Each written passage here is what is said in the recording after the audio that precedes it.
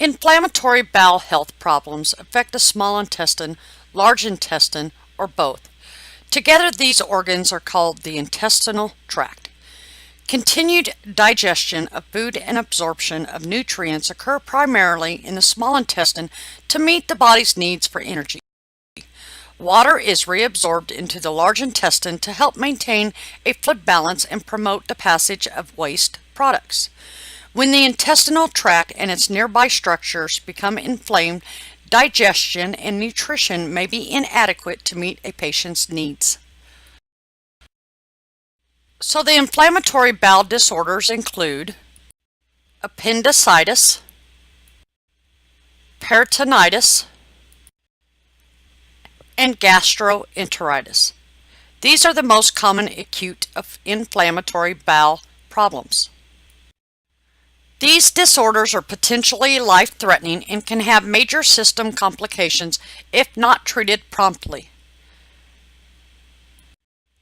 Chronic inflammatory bowel disorders are ulcerative colitis, Crohn's disease, and diverticular disease. Okay, so we're going to talk about appendicitis, the pathophysiology. Recall that appendicitis is simply an acute inflammation of the vermiform appendix.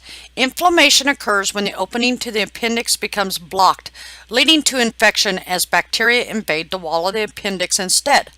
Obstruction can be caused from fecalitis, which is fecal matter with calcium-rich mucus and inorganic salts, malignant tumors, helminths, which are worms, or other infections. When the lumen or opening is blocked, then the mucosa of the appendix secretes fluid, thus increasing the internal pressure and restricting blood flow, causing pain. Eventually, the appendix can rupture and cause peritonitis. So during the assessment, you're going to assess for abdominal pain, nausea, vomiting, anorexia. Pain can be anywhere in the abdominal flank area initially, but as the inflammation progresses, it usually settles into the McBurney's point. That's the right lower quadrant between the anterior iliac crest and umbilicus. Pain usually feels better with bending at the right hip or knees, and it suggests perforation or peritonitis. When palpating, look for the classic rebound tenderness. Other assessment findings include an elevated white blood cell count with left shift. White blood cells are greater than 20,000 and may indicate perforation. So interventions, you're going to prepare them for surgery. They're going to be NPO, they're going to have an IV, and you want to make sure that they have a signed consent. Okay, I'm going to talk about peritonitis. This is life-threatening acute inflammation of the peritoneum. It's usually the result of another primary problem. Primary peritonitis is very rare and occurs via sepsis or an infected bloodstream. It's usually caused from a perforated appendix, diverticular disease, peptic ulcer disease that releases the bacteria or chemicals into the peritoneum. It can also occur from an external penetrating wound, such as a stabbing.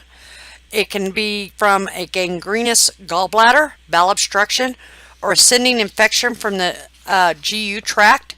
Less common is perforating tumors, contamination during surgery, or skin infections from peritoneal dialysis.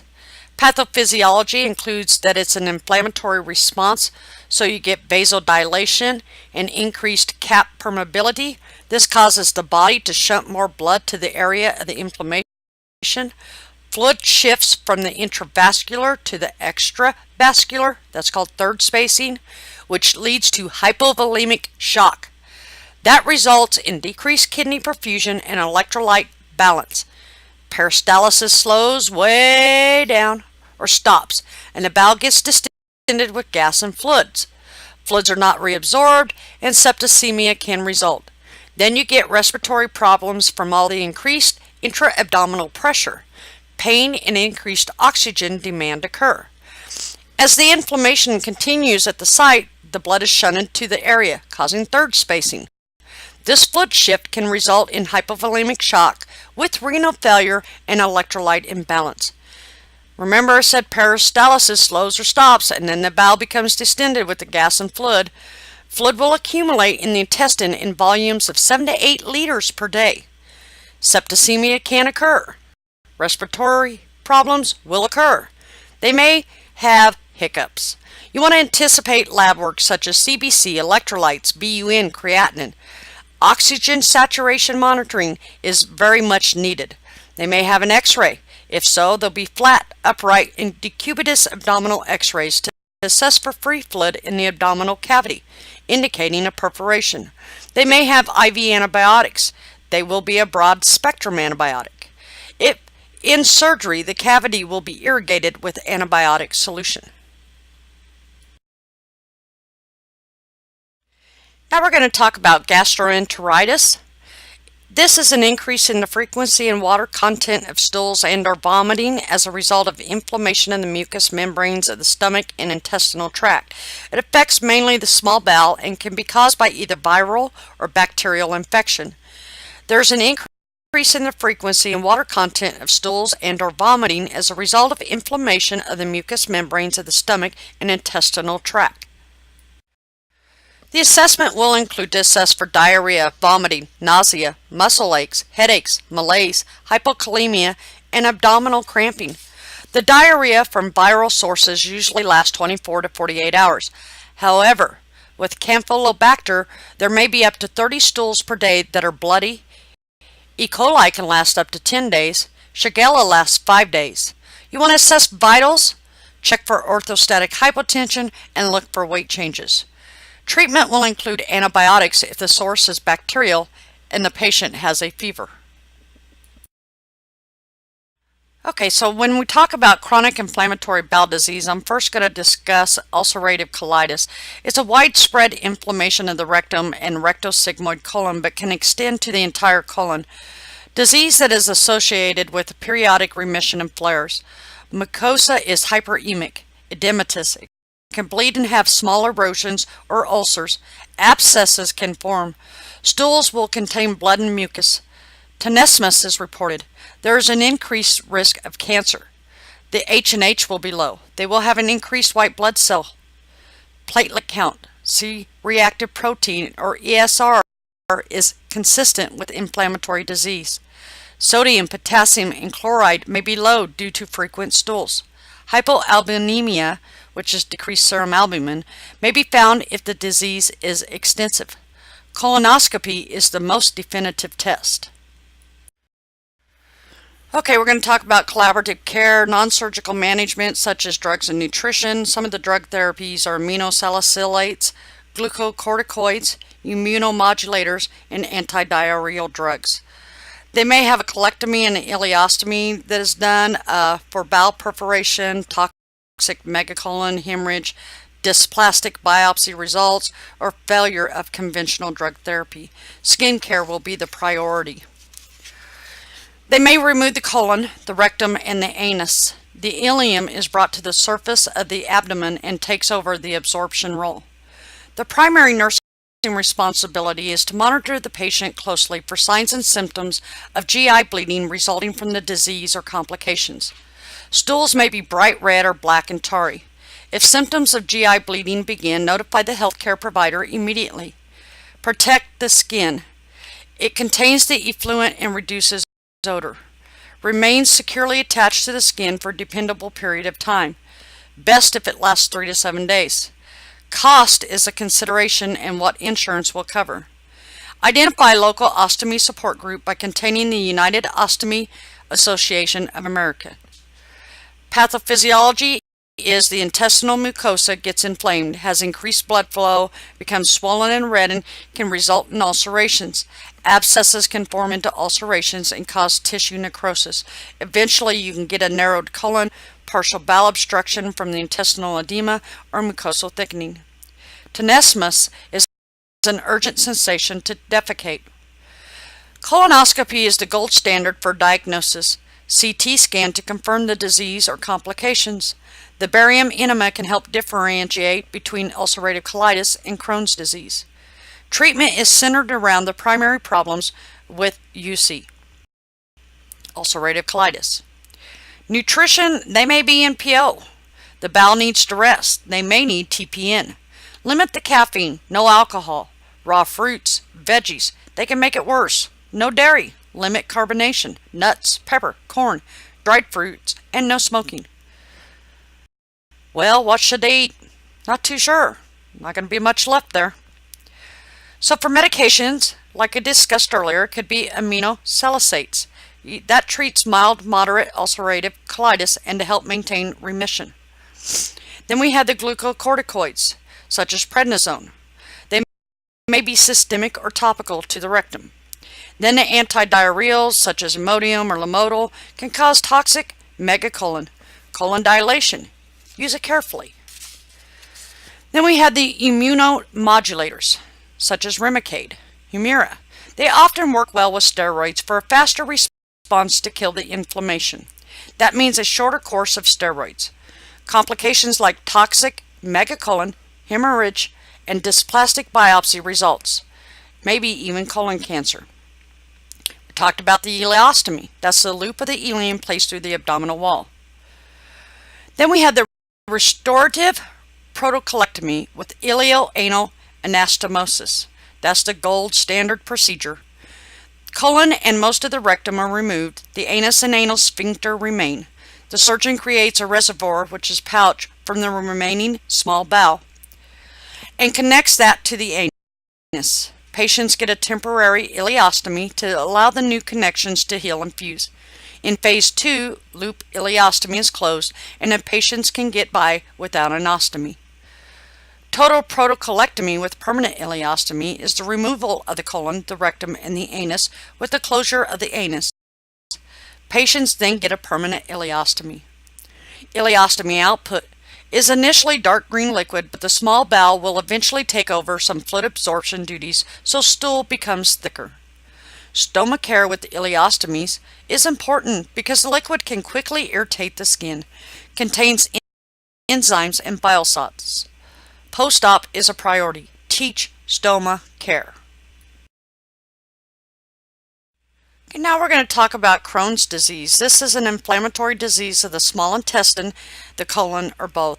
It slowly progresses, is unpredictable, and recurrent disease with the involvement of multiple regions of the intestine with normal secretions in between called skip lesions. It causes a thickened bowel wall.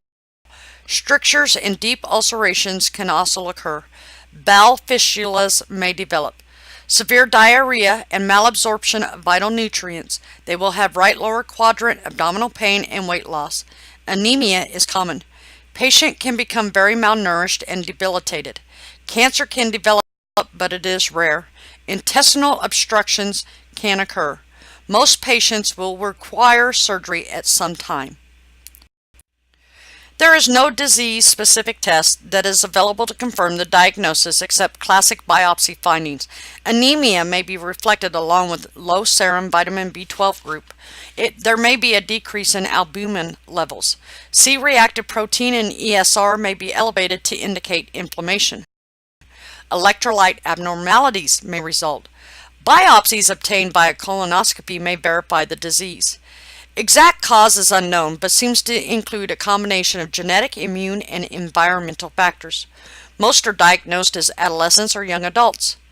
Adequate nutrition and fluid and electrolyte balance are priorities in the care of a patient with a fistula.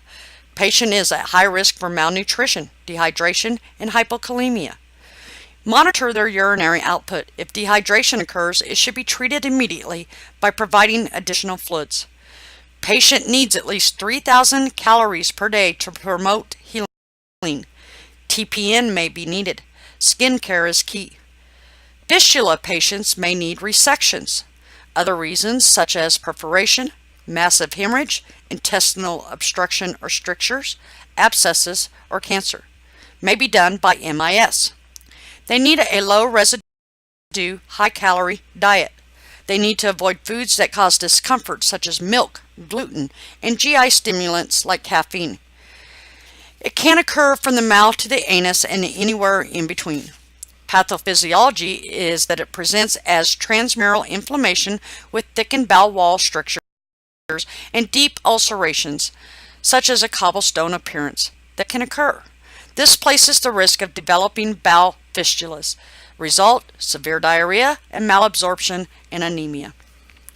Complications include hemorrhage, severe malabsorption because this affects the small intestine, unlike ulcerative colitis. Fistula formation between segments of bowel and bowel to bladder, bowel to vagina, and more common in Crohn's and is rare in ulcerative colitis. And of course, risk for narrowed intestine due to inflammation and edema, scar tissue, and fibrosis.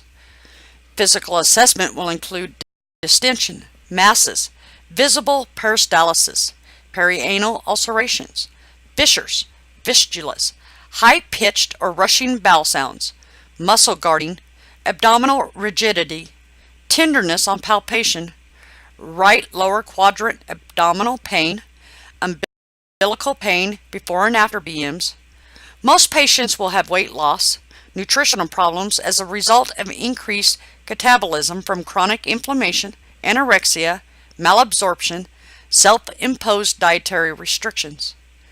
Fistula management include complications such as include systemic infection, skin problems, malabsorption, fluid and electrolyte imbalances, and they need at least 3,000 calories a day to promote fistula healing.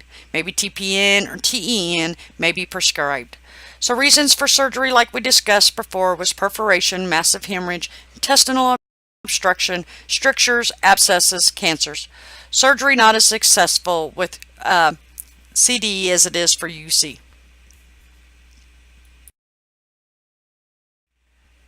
Okay, so diverticular disease is diverticular or pouch-like herniations of the mucosa through the muscular wall of the gut, most often the colon. Diverticulosis is the presence of these diverticula versus diverticulitis, which is inflammation of the diverticula. So pathophysiology is muscle of the colon hypertrophies, thickens, becomes rigid, and herniates through mucosa or submucosa through the colon wall. Seems to occur at points of weakness in intestinal wall, usually where the blood supply interrupts muscle layer. Without inflammation, these little pockets don't cause much problems. If undigested food or bacterial get trapped in a pocket, then it turns into diverticulitis. That inflammation leads to local abscesses, perforation, peritonitis, and hemorrhage. So for the physical assessment, diverticulosis produces no symptoms usually. Diverticulitis has abdominal pain, usually lower left quadrant, intermittent at first, then becoming steady. If pain becomes generalized, consider peritonitis. Nausea and vomiting are common. Low-grade fever, chills, and tachycardia occur with fever. They may have abdominal distension, tenderness, and hypovolemic shock can occur. Diagnostically, there may be a barium enema after the patient is treated with the antibiotics and the inflammation is resolved. They may also have a broad spectrum antibiotic such as Flagyl, Bactrim, or Cipro. So let's talk a little bit more about drug therapy and nutritional therapy. Remember we said the antibiotics could be Flagyl, Bactrim, or Cipro that's prescribed. They may need pain medications. They're going to need hydration therapy. Laxatives and enemas are avoided because they increase intestinal motility. They want to avoid increased intra-abdominal pressure because it might cause rupture. After acute illness, fiber-containing diet is introduced gradually to 25 to 35 grams per day plus fruits and vegetables. It is an emergency if peritonitis or bowel obstruction or pelvic abscess is present. Then they would have a colon resection at the most common surgical procedure. MIS may be possible. They have nothing to increase intra-abdominal pressure because you don't want a perforation. Done if there's peritonitis, bowel obstruction, or pelvic abscess occurs. Surgeon removes part of the necrotic bowel, and if they can reconnect at that time, they will. If not, the patient gets a temporary colostomy. Once everything inside heals, then they go back in and take down the ostomy. Okay, so now we have anorectal abscess. This is a localized area of induration and pus caused by inflammation of the soft tissue near the rectum or anus. May be caused by blocking the glands in the anorectal region. Pain is the first symptom.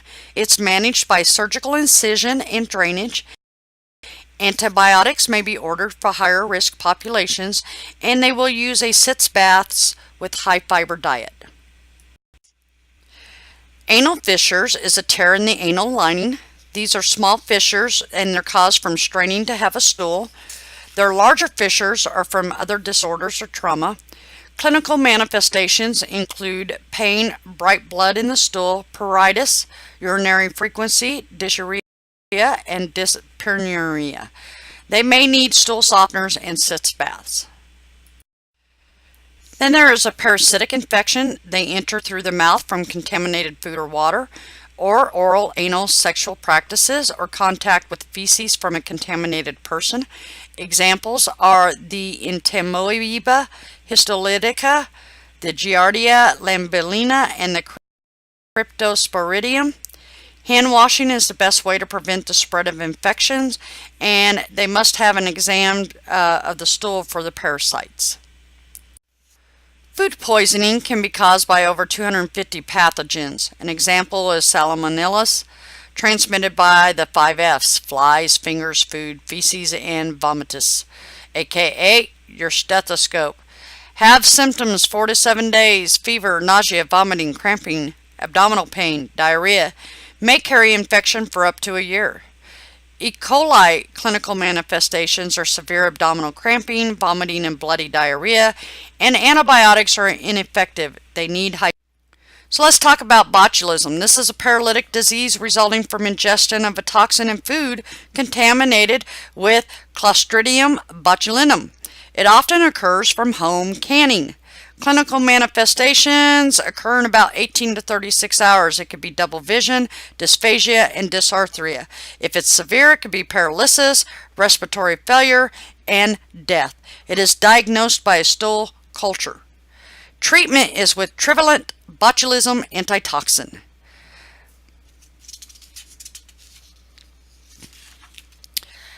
Caution: avoid contact with stool. Keep toilet area clean. Wash hands meticulously with an antimicrobial soap.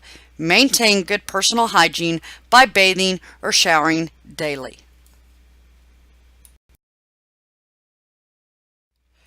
This concludes the lesson of care of patients with GI alterations part 5. If you have any questions related to this lesson content, contact the instructor.